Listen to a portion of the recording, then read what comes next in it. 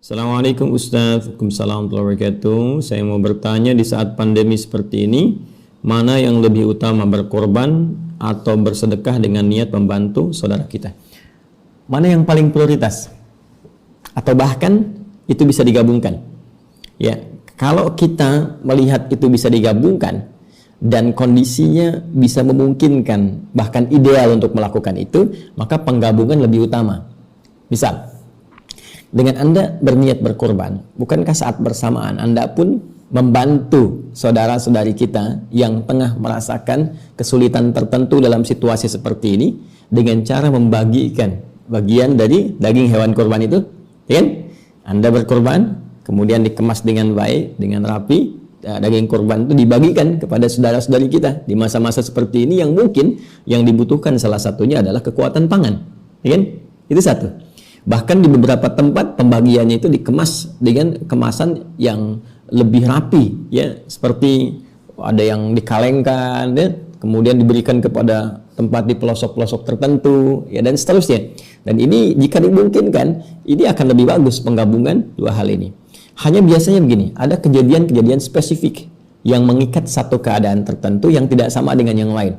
Misal, ya, dalam kondisi kita akan berkorban kepada Allah, misalnya tetangga kita punya kesulitan tertentu, apakah akan mengalami satu tindakan, ya, operasi misalnya karena penyakit tertentu, atau karena kondisi keuangan yang sulit, ya, ada hal yang memang dibutuhkannya bukan bagian dari daging korban misalnya, maka mana yang kemudian didahulukan dalam hal ini?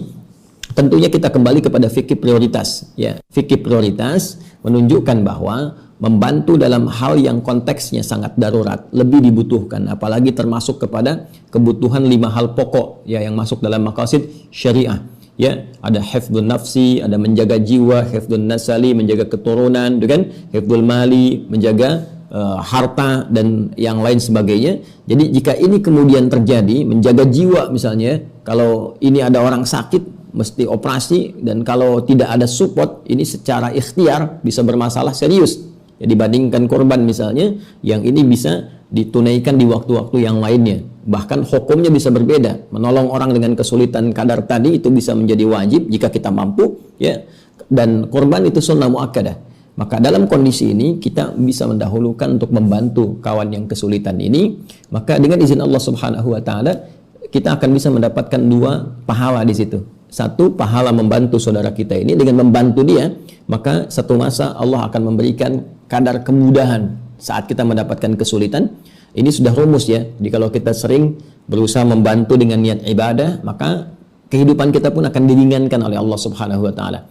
Allah akan datangkan bantuan-bantuan tertentu bahkan dari sisi-sisi yang tidak kita duga, ya. Kemudian yang kedua, tadi pahala dari niat korbannya, ya. Jadi dengan berniat itu, karena sudah ada wujudnya, dia sudah berniat, dan satu ibadah dihukumi dengan niatnya. Dengan hadis Nabi SAW, innamal a'malu binniyat, ya, sungguh semua amalan itu dihitung berdasarkan niatnya. Ini yang pernah terjadi dalam satu riwayat bahwa seseorang, ini lebih luar biasa lagi, sudah siap untuk mengumpulkan bekal hajinya, akan berangkat menunaikan haji, tiba kemudian ada satu tetangganya kemudian menghubungi, menyampaikan, datang dan menginformasikan bahwa keluarganya sangat membutuhkan bantuan persis nilai bekal haji yang telah dia siapkan. Maka dengan segala ketawaduan dan ketulusannya, ia berikan bekal itu pada orang tadi tanpa pernah kemudian menggunjingkan, membicarakannya sedikit pun, ya. Dan dia tidak pernah menyampaikan, wah sebetulnya saya pengen haji tapi saya mau bantu Anda, tidak. Dia berikan sepenuhnya untuk kebutuhan orang tadi. Maka apa yang terjadi ketika diterima oleh orang tadi, kemudian Allah memberikan penerimaan terbaik. Bahkan ada satu berita menyampaikan bahwa orang ini telah mendapatkan dari pahala hajinya, bukan sekedar memberikan dari bagian pinjaman terbaiknya. Di sini ada yang mengaitkan dengan Quran surah ke-3 ayat 92, lan tanalul birra hatta tunfiqu mimma tuhibbun. Ya, tidak mudah mendapatkan sifat birrun. Birrun itu yang diburu oleh para jemaah haji untuk bisa mendapatkannya. Birrun itu kebaikan yang muncul setelah mengalami perjuangan untuk menyingkirkan sifat buruknya. Jadi kalau misalnya, mohon maaf sekali, sifat marah-marah yang tidak bertempatnya hilang, muncul sabar, dikoreksi dan dilontar, dihilangkan. Sifat misalnya mohon maaf sekali ada kata-kata kotornya hilang, muncul yang baik-baiknya setelah saat haji dilontar, dihilangkan. Hilang buruknya, muncul baiknya, kebaikan yang muncul setelah mengevaluasi kebaikan dan mengevaluasi keburukan dan meninggalkannya disebut birrun namanya. Ya, birrun kalau melekat pada pemiliknya disebut mabrur namanya. Dari sini ada istilah haji mabrur, haji yang bisa menanggalkan sifat buruk sehingga ketika selesai haji menjadi lebih baik.